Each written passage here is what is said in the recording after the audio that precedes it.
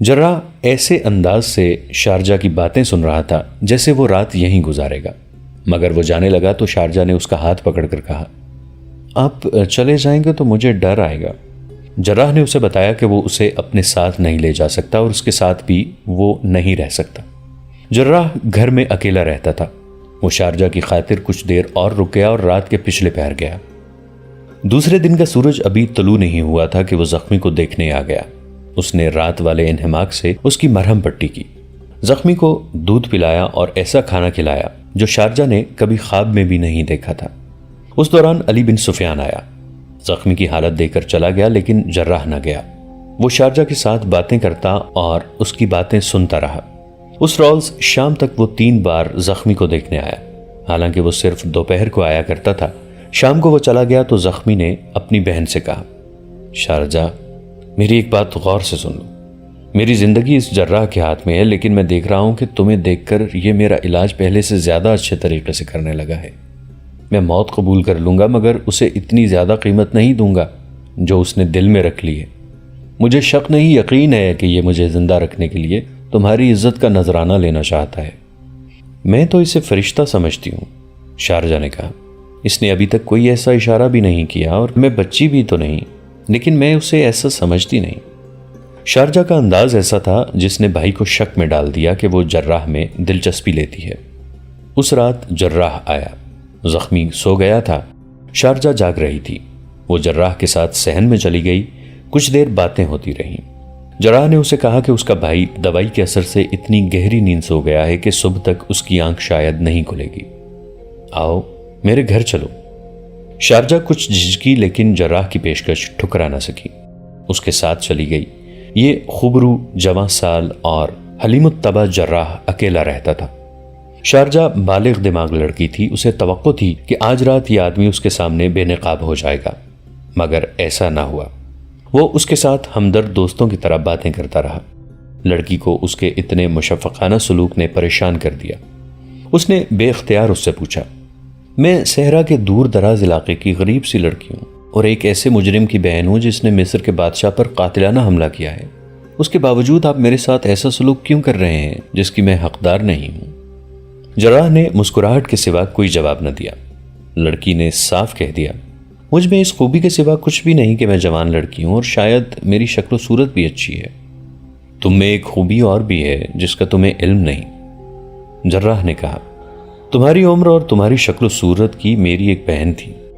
جس طرح تم بہن بھائی اکیلے ہو، اسی طرح میں اور میری بہن اکیلے رہ گئے تھے۔ میں نے تمہارے بھائی کی طرح اپنی بہن کو پالا پوسا اور اپنی ساری زندگی، ساری خوشیاں اس کے لیے وقف کر دی تھی۔ وہ بیمار ہوئی اور میرے ہاتھوں میں مر گئی، میں اکیلا رہ گیا۔ تمہیں دیکھا تو شک ہوا جیسے میری بہن مجھے مل گئی ہے۔ اگر تم اپنے آپ کو جوان اور خوبصورت لڑکی سمجھتی اور میری نیت پر شک ہے تو اس کا یہی علاج ہے کہ میں تم میں ایسی دلچسپی کا اظہار نہیں کروں گا جو اب تک کیا ہے۔ تمہارے بھائی میں پوری دلچسپی لیتا رہوں گا، اسے ٹھیک کرنا میرا فرض ہے۔ شارجہ رات دیر سے وہاں سے واپس آئی۔ جراح اس کے ساتھ تھا۔ لڑکی کے شکوک رفع ہو چکے تھے۔ دوسرے دن جراح زخمی کو دیکھنے گیا۔ اس نے شارجہ کے ساتھ کوئی بات نہ کی۔ وہ جانے لگا تو شارجہ نے باہر جا کر اسے روک لیا۔ وہ رو رہی تھی، اسے ڈر تھا کہ جراح اس سے ناراض ہو کر چلا گیا ہے۔ جراح نے اسے بتایا کہ وہ ناراض نہیں، لیکن وہ اسے کسی اور شک میں نہیں ڈالنا چاہتا۔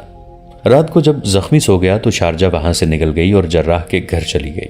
یہ اس کی بے تابی تھی جس پر وہ قابو نہ پا سکی۔ بہت دیر تک جراح کے پاس رہی۔ اس کے ذہن میں کچھ گانٹھیں پڑی ہوئی تھیں جنہیں وہ کھولنا چاہتی تھی۔ اس نے جراح سے پوچھا، کیا خلیفہ خدا کے بھیجے ہوئے ہوتے ہیں؟ خلیفہ انسان ہوتا ہے، جراح نے جواب دیا۔ خدا کے بھیجے ہوئے نبی اور پیغمبر تھے۔ یہ سلسلہ رسول اکرم صلی اللہ علیہ وآلہ وسلم پر ختم ہو گیا ہے۔ صلاح الدین ایوبی خدا کا بھیجا ہوا ہے؟ لڑکی نے پوچھا۔ نہیں، جراح نے جواب دیا، وہ بھی انسان ہے لیکن عام انسانوں سے اس کا رتبہ بلند ہے، کیونکہ وہ خدا اور خدا کے بھیجے ہوئے آخری رسول صلی اللہ علیہ وآلہ وسلم کے عظیم پیغام کو دنیا کے گوشے گوشے میں پہنچانا چاہتا ہے۔ ایسے اور بہت سے سوال تھے جو شارجہ نے پوچھے اور جراح نے اس کے شکوک رفع کیے۔ اس نے کہا، پھر میرا بھائی بہت بڑا گنہگار ہے۔ اگر اسے کوئی یہ باتیں بتا دیتا جو آپ نے مجھے بتائی ہیں تو وہ اس گناہ سے بچا رہتا۔ اب تو اس کی جان بخشی نہیں ہوگی۔ ہو جائے گی، جراح نے اسے بتایا۔ اگر صلاح الدین ایوبی نے کہہ دیا کہ اسے زندہ رکھنے کی کوشش کرو تو اس کا مطلب یہ ہے کہ اسے سزا نہیں دی جائے گی۔ اسے چاہیے کہ گناہوں سے توبہ کر لے۔ مجھے پورا یقین ہے کہ اسے کوئی سزا نہیں دی جائے گی۔ میں ساری عمر صلاح الدین ایوبی کی اور آپ کی خدمت میں گزار دوں گی، شارجہ نے روتے ہوئے کہا، اور میرا بھائی آپ سب کا غلام رہے گا۔ وہ جذباتی ہو گئی۔ اس نے جراح کے ہاتھ پکڑ کر کہا، آپ مجھ سے جو قیمت وصول کرنا چاہیں لے لیں، میں دوں گی۔ آپ مجھے اپنی لونڈی بنا لیں، اس کے عوض میرے بھائی کو ٹھیک کر دیں اور اسے سزا سے بچا لیں۔ قیمت اللہ سے وصول کی جاتی ہے، جراح نے اس کے سر پر ہاتھ رکھ کر کہا۔ بھائی کے گناہ کی سزا بہن کو نہیں دی جائے گی، اور بھائی کی صحت کی قیمت بہن سے وصول نہیں کی جائے گی۔ سب کا پاسبان اللہ ہے، اس کی ذات باری تعالیٰ نے مجھے تمہاری عصمت کی پاسبانی اور تمہارے بھائی کی صحت کی ذمہ داری سونپی ہے۔ دعا کرو کہ میں اس امانت میں خیانت نہ کروں۔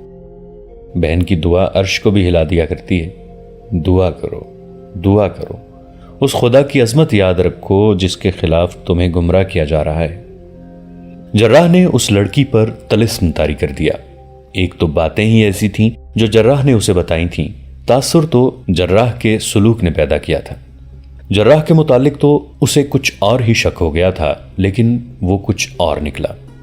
اسے جیسے احساس ہی نہیں تھا کہ ایسی تنہائی میں اور رات کے وقت اتنی حسین اور جوان لڑکی اس کے رحم و کرم پر ہے۔ رات آدھی گزر گئی تھی۔ جراح نے اسے کہا، اٹھو، تمہیں وہاں تک چھوڑ آؤں اور تمہارے بھائی کو بھی دیکھاؤں۔ دونوں گھر سے نکلے اور آہستہ آہستہ چل پڑے۔ رات تاریک تھی۔ وہ دو مکانوں کے درمیان سے گزر رہے تھے۔ یہ ایک چھوٹی سی گلی تھی جس میں سے گزرتے ہی وہ مکان آ جاتا تھا جہاں زخمی حشیش قید میں پڑا تھا اور اس کے دروازے پر سنتری کھڑا رہتا تھا۔ وہ دونوں اس گلی میں داخل ہوئے ہی تھے کہ پیچھے سے دونوں کو مضبوط بازوں میں جکڑ لیا گیا۔ دونوں کے منہ کپڑوں میں بند گئے، ان کی آواز بھی نہ نکل سکی۔ جراح جسمانی لحاظ سے کمزور نہیں تھا، مگر وہ بے خبری میں جکڑا گیا تھا۔ حملہ آور 4-5 معلوم ہوتے تھے۔ انہوں نے دونوں کو اٹھا لیا اور تاریکی میں غائب ہو گئے۔ کچھ دور 2 گھوڑے کھڑے تھے۔ جراح کے ہاتھ پاؤں رسیوں سے باندھ دیے گئے اور اسے گھوڑے پر ڈال کر ایک آدمی گھوڑے پر سوار ہو گیا۔ اسے کسی کی آواز سنائی دی جو شارجہ سے مخاطب تھی۔ شور نہ کرنا شارجہ، تمہارا کام ہو گیا ہے، گھوڑے پر سوار ہو جاؤ، یہ تمہارے لیے لائے ہیں۔ شارجہ کے منہ سے کپڑا اتار دیا گیا تھا۔ جراح کو اس کی آواز سنائی دی، اسے چھوڑ دو، اس کا کوئی قصور نہیں، یہ بہت اچھا آدمی ہے۔ اس کی تو ہمیں ضرورت ہے، کسی نے کہا۔ شارجہ، کسی نے حکم کے لہجے میں کہا، خاموشی سے اپنے گھوڑے پر سوار ہو جاؤ۔ شارجہ کی آواز سنائی دی، یہ تم ہو؟ سوار ہو جاؤ، کسی نے پھر حکم دیا، وقت ضائع نہ کرو۔ گھوڑے سر پر دوڑ پڑے اور ذرا سی دیر میں قاہرہ سے نکل گئے۔ شارجہ نہایت اچھی سوار تھی۔ صبح سنتری بدلنے کا وقت ہوا۔ نیا سنتری آیا تو رات والا سنتری وہاں نہیں تھا۔ اس نے اندر جا کے دیکھا تو وہاں زخمی سویا ہوا تھا، اس کے اوپر کمبل پڑا ہوا تھا، اس کا منہ بھی ڈھکا ہوا تھا۔ نیا سنتری باہر والے دروازے پر جا کر کھڑا ہو گیا۔ اسے معلوم تھا کہ اب یہ جراح زخمی کو دیکھنے آئے گا اور علی بن سفیان بھی آئے گا۔ اسے یہ بھی معلوم تھا کہ زخمی کی بہن زخمی کے ساتھ رہتی ہے اور اس کے سوا اندر جانے کی کسی کو اجازت نہیں، مگر بہن بھی اسے کہیں نظر نہیں آئی تھی۔ سورج طلوع ہوا تو علی بن سفیان آیا۔ اس نے سنتری سے پوچھا کہ جراح آ چکا ہے یا زخمی کو دیکھ کر چلا گیا ہے۔ سنتری نے اسے بتایا کہ جراح نہیں آیا، پہلا سنتری یہاں نہیں تھا اور اندر زخمی کی بہن بھی نہیں ہے۔ علی بن سفیان یہ سوچ کر اندر گیا کہ زخمی کی تکلیف بڑھ گئی ہوگی اور اس کی بہن جراح کو بلانے چلی گئی ہوگی۔ علی بن سفیان کے لیے ہی نہیں، یہ زخمی سلطنت اسلامیہ کے لیے بھی مصر جتنا قیمتی تھا۔ اس کے صحت یاب ہونے کا انتظار تھا اور ایک بڑی خطرناک سازش کے بے نقاب ہونے کی توقع تھی۔ وہ تیزی سے اندر گیا۔ زخمی کے سر سے پاؤں تک کمبل پڑا تھا۔ علی بن سفیان کو تازہ خون کی بو محسوس ہوئی۔ اس نے زخمی کے منہ سے کمبل ہٹایا تو یوں بدک کر پیچھے ہٹ گیا جیسے وہ زخمی نہیں اژدہا تھا۔ اس نے وہیں سے باہر کھڑے سنتری کو آواز دی۔ سنتری دوڑتا اندر گیا۔ علی بن سفیان نے اسے زخمی کا چہرہ دکھاتے ہوئے پوچھا، یہ رات والا سنتری تو نہیں؟ نئے سنتری نے چہرہ دیکھ کر حیرت اور گھبراہٹ سے بوجھل آواز میں کہا، یہی تھا۔ یہ اس بستر میں کیوں سویا ہوا ہے حضور؟ زخمی کہاں ہے؟ یہ سویا ہوا نہیں، علی بن سفیان نے اسے کہا، مرا ہوا ہے۔ اس نے کمبل اٹھا کر پرے پھینک دیا۔ بستر خون سے لال تھا۔ وہ زخمی حشیش نہیں بلکہ رات والے سنتری کی لاش تھی۔ علی بن سفیان نے دیکھا، لاش کے دل کے قریب خنجر کے 2 زخم تھے۔ زخمی حشیش غائب تھا۔ علی بن سفیان نے کمرے میں، صحن میں اور باہر زمین کو غور سے دیکھا۔ کہیں خون کا ایک قطرہ بھی نظر نہ آیا۔ اس سے ظاہر ہوتا تھا کہ سنتری کو زندہ اٹھا کر اندر لایا گیا اور بستر پر لٹا کر اس کے دل میں خنجر مارے گئے۔ اسے تڑپنے نہیں دیا گیا ورنہ خون کے چھینٹے بکھرے ہوئے ہوتے۔ وہ مر گیا تو اس پر کمبل ڈال دیا گیا اور قاتل زخمی قیدی کو اٹھا کر لے گئے اور اس کی بہن کو بھی لے گئے۔ صاف ظاہر تھا کہ زخمی کی بہن نے زخمی کے فرار میں مدد دی ہے۔ وہ جوان اور حسین لڑکی تھی۔ اس نے سنتری کو پھانس لیا ہوگا، اسے اندر لے گئی ہوگی۔ لڑکی کے ساتھیوں نے سنتری کو بے خبری میں پکڑا ہوگا۔ علی بن سفیان کو اس غلطی پر تاسف ہوا کہ اس نے زخمی کے 4 ساتھیوں کو زخمی سے ملنے کی اجازت دی تھی۔ انہوں نے بتایا تھا کہ وہ زخمی کے چچا زاد اور تایا زاد بھائی ہیں۔ وہ اندر آ کر دیکھ گئے تھے کہ یہاں کے حفاظتی انتظامات کیا ہیں۔ اسے بہن کو بھی یہاں رکھنے کی اجازت نہیں دینی چاہیے تھی۔ اس نے یہ بھی یقین نہیں کیا تھا کہ یہ لڑکی زخمی کی بہن تھی یا اس گروہ کی فرد تھی۔ علی بن سفیان کو غصہ آیا اور وہ اپنی بھول پر پچھتایا بھی، لیکن اس نے دل ہی دل میں زخمی اور اس کے ساتھیوں کے اتنے کامیاب فرار کو سراہا۔ علی بن سفیان جیسے سراغ رساں کو دھوکہ دینا آسان نہیں تھا۔ وہ لوگ اسے بھی جل دے گئے تھے۔ اس نے نئے سنتری سے کچھ باتیں پوچھی تو اس نے بتایا کہ اس سے پہلے وہ رات کو بھی پہرے پر کھڑا رہ چکا ہے۔ اس نے لڑکی کو جراح کے ساتھ اس کے گھر جاتے اور رات بہت دیر بعد دونوں کو واپس آتے دیکھا ہے۔ اس سے علی بن سفیان کو شک ہوا کہ لڑکی نے جراح کو بھی اپنے حسن و جوانی کے زیر اثر کر لیا تھا۔ علی نے سنتری سے کہا کہ دوڑ کر جائے اور جراح کو بلا لائے۔ سنتری کے جانے کے بعد وہ سراغ ڈھونڈنے لگا۔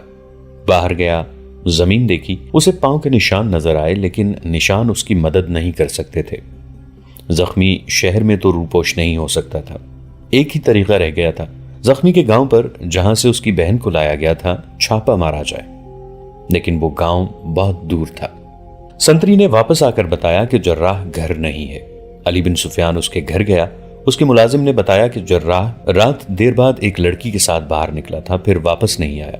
اس لڑکی کے متعلق اس نے بتایا کہ پہلے بھی جراح کے ساتھ آ چکی ہے اور دونوں بہت دیر تک اندر بیٹھے رہے تھے۔ علی بن سفیان کو یقین ہو گیا کہ جراح بھی زخمی کے فرار میں شریک ہے اور یہ لڑکی کے حسن کے جادو کا کمال ہے۔ علی نے اپنے محکمے کے سراغ رساں کو بلایا اور انہیں فرار کے متعلق بتایا۔ وہ سب ادھر ادھر بکھر گئے۔ ایک جگہ انہیں بہت سے گھوڑوں کے کھروں کے نشان نظر آئے۔ ارد گرد کے رہنے والوں میں سے 3-4 آدمیوں نے بتایا کہ رات انہوں نے بہت سے گھوڑے دوڑنے کی آوازیں سنی تھی۔ سراغ رساں سموں کو دیکھتے وہاں سے نکل گئے مگر آگے جانا بیکار تھا۔ رات کے بھاگے ہوئے گھوڑوں کو اب کھرے دیکھ دیکھ کر پکڑنا کسی پہلو ممکن نہیں تھا۔ صرف اتنا پتہ چلا کہ مفرور اس سمت کو گئے ہیں۔ علی بن سفیان کے کرنے کا کام اب یہی رہ گیا تھا کہ قائم مقام امیر مصر تقی الدین کو اطلاع دے دے کہ زخمی حشیش کو اس کے ساتھی اغوا کر کے لے گئے ہیں۔ اسے یہ خیال بھی آیا کہ زخمی نے راز کی جو باتیں بتائی تھیں وہ بے بنیاد تھیں اور اس نے اپنی جان بچانے اور فرار کا موقع پیدا کرنے کے لیے یہ چال چلی تھی۔ وہ سلطان ایوبی کو بھی اور علی بن سفیان کو بھی دھوکہ دے گیا تھا۔ آدھا دن گزر گیا تھا جب علی بن سفیان تقی الدین کو اطلاع دینے کے لیے چلا گیا۔ اس وقت اس کا زخمی قیدی جو کھڑا ہونے کے بھی قابل نہیں تھا قاہرہ سے بہت دور ایک ویرانے میں پہنچ چکا تھا مگر وہ زندہ نہیں تھا۔ جراح کے ہاتھ پاؤں بندھے ہوئے تھے اور وہ ایک گھوڑے پر بے جان چیز کی طرح پڑا تھا۔ اس کی ٹانگیں گھوڑے سے ایک طرف، اوپر کا دھڑ اور بازو دوسری طرف تھے۔ رات بھر وہ اسی حالت میں رہا تھا۔ صبح کا اجالا صاف نہیں ہوا تھا جب گھوڑے رکے۔ جراح کی آنکھوں پر پٹی باندھ دی گئی۔ اسے پٹی باندھنے والا آدمی نظر نہیں آ سکا کیونکہ اس کا سر نیچے تھا۔ پٹی بندھے جانے کے بعد اس کے پاؤں کھول دیے گئے اور اسے گھوڑے پر بٹھا دیا گیا۔ اس کے ہاتھ بندھے رہے۔ اس کے پیچھے ایک آدمی گھوڑے پر سوار ہو گیا اور گھوڑے سے ذرا سے آرام کے بعد اس کے ہاتھ بندھے رہے۔ اس کے پیچھے ایک آدمی گھوڑے پر سوار ہو گیا اور گھوڑے ذرا آرام کے بعد پھر چل پڑے۔ اسے اتنا ہی پتہ چل سکتا تھا کہ پیچھے چند اور گھوڑے آ رہے ہیں اور سوار آہستہ آہستہ باتیں کر رہے ہیں۔ گھوڑے چلتے گئے اور سورج اوپر اٹھتا گیا۔ پھر جراح نے محسوس کیا کہ گھوڑا چڑھائی چڑھ رہا ہے، تھوڑے تھوڑے فاصلے پر دائیں یا بائیں مڑ رہا ہے، نیچے اتر رہا ہے۔ اس سے وہ اندازہ کر رہا تھا کہ یہ علاقہ ٹیلوں اور کھائیوں کا ہے۔ بہت دیر بعد جب سورج سر پر آ گیا اسے پیچھے سے بلند آوازیں سنائی دیں جن سے اسے پتہ چل گیا کہ کوئی سوداگر پڑا ہے۔ اس کا گھوڑا رک گیا اور پیچھے کو مڑا، جن سے اسے پتہ چلا کہ کوئی سوار گر پڑا ہے۔ उसका घोड़ा रुक गया और पीछे को मुड़ा। उसे इस तरह की आवाजें सुनाई दी, उठा लो, साए में ले चलो, बेहोश हो गया है, वो खुदाया इसका खून बह रहा है। उसे शारजा की घबराई हुई आवाज सुनाई दी, जरा की आंखें और हाथ खोल दो, वो खून रोक लेगा वरना मेरा भाई मर जाएगा। ये जख्मी हशीश था जो घोड़े से गिर पड़ा था। रात भर की घुड़सवारी से और घोड़ा इतनी तेज भगाने से उसके पेट का जख्म खुल गया था और रान के जख्म से भी खून जारी हो गया था। वो दर्द को बर्दाश्त करता रहा था, खून निकलता रहा। आखिर यहाँ आकर खून इतना निकल गया कि उस पर गशी तारी हो गई और वो घोड़े से गिर पड़ा। उसे उठाकर एक टीले के साए में ले गए। उसके मुंह में पानी डाला लेकिन वो पानी हल्क से नीचे न गया। उसके कपड़े खून से तर हो गए थे। जराह की आंखें खोल दी गईं और उसे कहा गया कि वो इधर उधर ना देखे। उसने अपनी पट्टी में खंजर की नोक महसूस की। वो आगे आगे चल पड़ा। टीले के दामन में जख्मी पड़ा था और शारजा उसके पास बैठी थी। उसने जर्राह से कहा, खुदा के लिए मेरे भाई को बचाओ। जराह ने सबसे पहले जख्मी की नब्ज पर हाथ रखा। उसके लिए यह हुक्म था कि वो इधर उधर न देखे। वो बैठ गया था और जख्मी की नब्ज देख रहा था। उसकी पीठ में खंजर की नोक चुभ रही थी। जख्मी की नब्ज महसूस करके वो तेजी से उठा और पीछे को मुड़ा। उसके सामने 4 आदमी खड़े थे जिनके चेहरे स्याह नकाबों में थे। उनकी सिर्फ आंखें नजर आती थीं।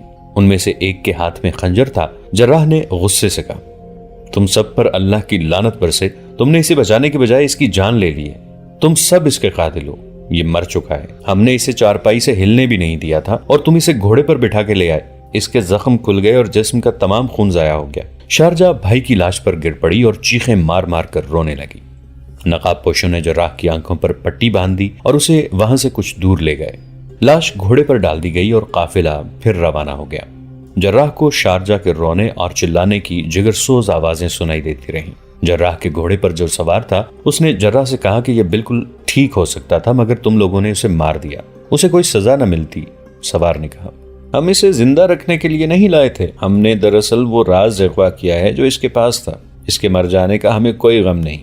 हम खुश हैं कि तुम और तुम्हारी हुकूमत इस राज से बेखबर है जो इसके सीने में था। मुझे तुम लोग किस जुर्म की सजा दे रहे हो? जर्राह ने पूछा। हम तुम्हें पैगंबरों की तरह रखेंगे, सवार ने जवाब दिया। तुम गर्म हो, तुम्हें गर्म हवा भी नहीं लगने दी जाएगी। हम तुम्हें इसलिए लाए थे कि रास्ते में जख्मी को तकलीफ हो गई तो इसकी मरहम पट्टी करोगे, मगर हमने ये नहीं सोचा था कि तुम्हारे पास न कोई दवाई है न मरहम। तुम्हें अगवा करने की दूसरी वजह यह भी थी कि हम इस लड़की को भी साथ लाना चाहते थे। हम इसे ही लाते तो जो तुम इसके साथ थे हमारे ताक़ुब में पूरी फौज भगा देते, इसलिए तुम्हें भी उठाना जरूरी हो गया। तीसरी वजह यह है कि हमें एक जर्राह की जरूरत है। तुम्हें हम अपने साथ रखेंगे। मैं ऐसे आदमी का इलाज नहीं करूंगा जो मेरी हुकूमत के खिलाफ होगा। जर्राह ने कहा, तुम सब सलीबियों और सुडानी और फातिमियों के दोस्त हो। उनके इशारों पर सल्तनत इस्लामिया के खिलाफ तखरीबकारी करते रहे हो। मैं तुम्हारे किसी काम नहीं आ सकूंगा, फिर तुम कत्ल हो जाओगे। सवार ने कहा, यह मेरे लिए बेहतर होगा। जर्राह ने जवाब दिया, फिर हम तुम्हारे साथ वो सलूक करेंगे जो तुम्हारे लिए बेहतर नहीं होगा। सवार ने जवाब दिया, फिर तुम हमारा हर हुक्म मानोगे, लेकिन मैं तुम्हें यह भी बता देता हूँ कि बुरे सलूक की नौबत ही नहीं आएगी। तुमने सलाहुद्दीन अय्यूबी की बादशाही देखी है। हमारी बादशाही देखोगे तो अपनी जबान से कहोगे कि मैं यहीं रहना चाहता हूँ। ये तो जन्नत है। अगर तुमने हमारी जन्नत को ठुकरा दिया तो हम तुम्हें अपना जहन्नम दिखाएंगे। घोड़े चलते रहे। जर्राह आंखों पर बंधी हुई पट्टी के अंधेरे में अपने मुस्तकबिल को देखने की कोशिश करता रहा। वो फरार की तरकीबें भी सोचता रहा। उसे बार बार शारजा का ख्याल आता, मगर वो ये सोचकर मायूस हो जाता कि यह लड़की भी इसी गिरोह की है और वो इसकी मदद नहीं करेगी। उसका सफर इतना लंबा नहीं था, लेकिन सरहदी दस्तों और उनके गश्ती संतरियों के डर से मुजरिमों का यह काफिला बच बच कर, छुप छुप कर और बड़ी दूर का चक्कर काट कर जा रहा था। शाम के बाद भी यह काफिला चलता रहा और रात गुजरती रही। दोस्तों, आज के लिए इतना ही। इसी कहानी की अगली किस्त के साथ बहुत जल्द हाजिर होंगे। नीचे कमेंट सेक्शन में अपनी राय का इजहार जरूर कीजिएगा। हमारे इस चैनल को सब्सक्राइब करके नीचे मौजूद बेल आइकन को भी जरूर क्लिक कीजिएगा। अगली मुलाकात तक के लिए हमारा और आपका अल्लाह निगहबान।